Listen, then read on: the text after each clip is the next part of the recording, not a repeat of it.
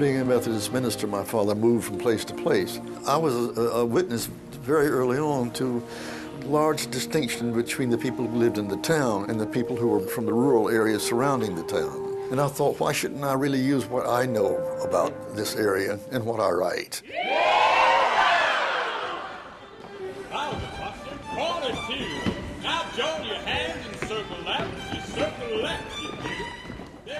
I simply was at Aspen, and I had a phone call, and there was Carlisle Floyd, and he said that he had heard that I did a lot of new music, and he had written this opera, and could he bring it and show it to me? And I said, please do, because you'll have to help. I have been singing so much new music all summer, I have no discretion left. To my astonishment, she was very responsive, and she said, well, why not come over this afternoon? Well, he came to my house, and we read through all of Susannah.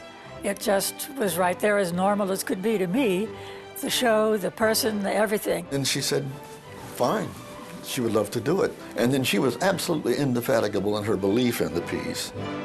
When we went back to New York, we decided to sing it for a few people. One person who ran a wonderful opera enterprise said, but Phyllis, there's no boy meets girl in this piece. But eventually we sang it to Erich Lansdorf, and that's how it got to the City Opera.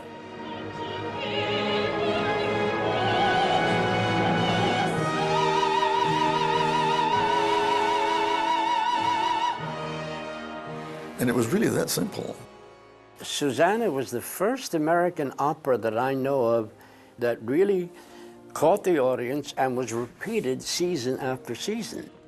He gives us enough language so that we feel welcomed into that universe, and then he challenges us with new ideas about music and about human beings. But there are always moments where you feel him breathing the character. And it's thrilling. Sometimes people have asked to come and coach it with me, and I say there's no reason to do that. The music fits her every inch of the way, and all you have to do is listen. And she emerges easily from there. The idea of the spirited individual against a conformist society was a theme that came back again and again. There are theater composers and there are sort of abstract symphonic composers. Every now and then there's someone who crosses both lines, and Carlisle is someone who can incorporate the best of both those worlds and speak it in an American idiom. It doesn't mean that you have to pander to the audience, but I think you have to give them what they perhaps would expect and respond to, and then more. When we look back on the 18th century, the Viennese public got what they needed from Mozart, but they had no idea what else he was giving them. Carlisle is the master of the sentiments that are immediately graspable, appealing, and get under your skin. I was lucky enough to be at the world premiere of Cold Sassy Tree, and the moment where there's a church service going on and the main character is railing against it and there's this huge ensemble that builds. It's just one of the greatest ensembles ever created.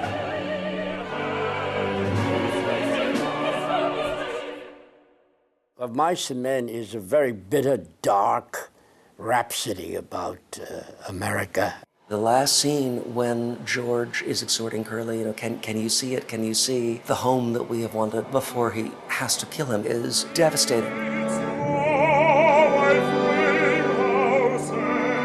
If Carlisle wrote nothing but that opera, he would be remembered as an important American icon. Finding the right theme and story and characters is half the battle of any project, and Carlisle is batting 1,000.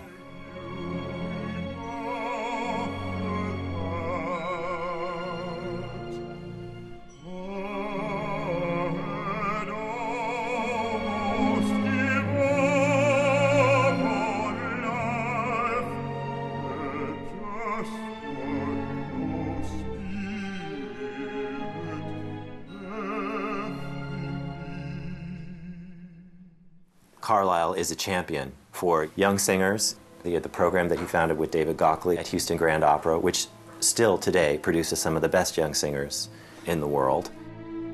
We said what we need to create is a postgraduate studio for opera singers. I'd gone through a series of health problems and had stopped singing. I got a call from Houston Young Artist Program. I went down and auditioned, and they said, can you start immediately? And I thought, heck yeah. He's really the one who has given us the courage just to speak in our own voice. It was an amazing relationship for me because I think that there isn't a singer today who doesn't wish that they had the opportunity to sit down with Mozart. If there's a Mount Rushmore with opera composers' faces on it, he's the American one for me.